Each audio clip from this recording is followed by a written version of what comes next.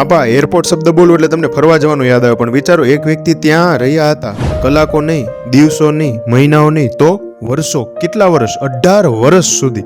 એ વ્યક્તિનું નામ મેહરાન કરીમી નાસેરી. 1970માં ઈરાનમાં રાજકીય અશાંતિ, વિદ્રોહ થયા હતા.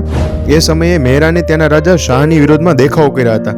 એના લીધે એમને ઈરાનમાંથી કાઢી મૂકવામાં આવ્યા હતા. તેમણે યુરોપમાં નવી જિંદગીની શરૂઆત કરવા માટે ગયા. બેલ્જિયમે એમને રેફ્યુજી, શરણાર્થી તરીકેનું માન્યતા આપી. હવે એમના ભાગ્યે રમત ચાલુ કરી.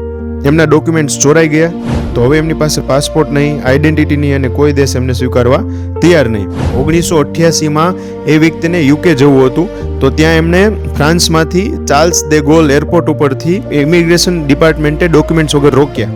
હવે ફ્રાન્સ એમને ક્યાંય મોકલી શકે નહીં, બીજા દેશો એમને સ્વીકારી શકે નહીં. હવે એ પોતે અરેસ્ટ પણ નહોતા થયા, ફ્રી પણ નહીં, અને લીગલી ત્યાં અટવાઈ ગયા. અને ત્યાં એમણે ટર્મિનલ 1માં રહેવાનું શરૂ કર્યું. 1988થી 2006, 18 વર્ષ સુધી બેન્ચ પર સૂવાનું, પબ્લિક વોશરૂમ યુઝ કરવાના, એરપોર્ટ સ્ટાફ આપે એ જમવાનું, અને ન્યૂઝપેપર વાંચવાના, અને એમની જિંદગી પરથી ડાયરી લખવાની. એરપોર્ટ સ્ટાફ એમને સર આલ્ફ્રેડ કહેતા. થોડા સમય પછી જ્યારે તેમને ઓથોરિટીએ ડોક્યુમેન્ટ્સ આપ્યા, તો પણ એમણે જવાની ના પાડી, કારણ કે એરપોર્ટ એમની આઈડેન્ટિટી બની ચૂકી હતી.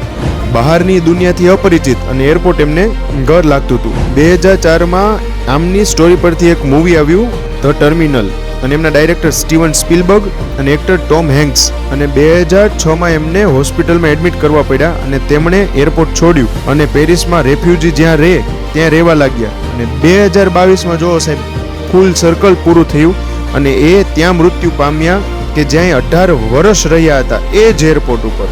વંદે માતરમ.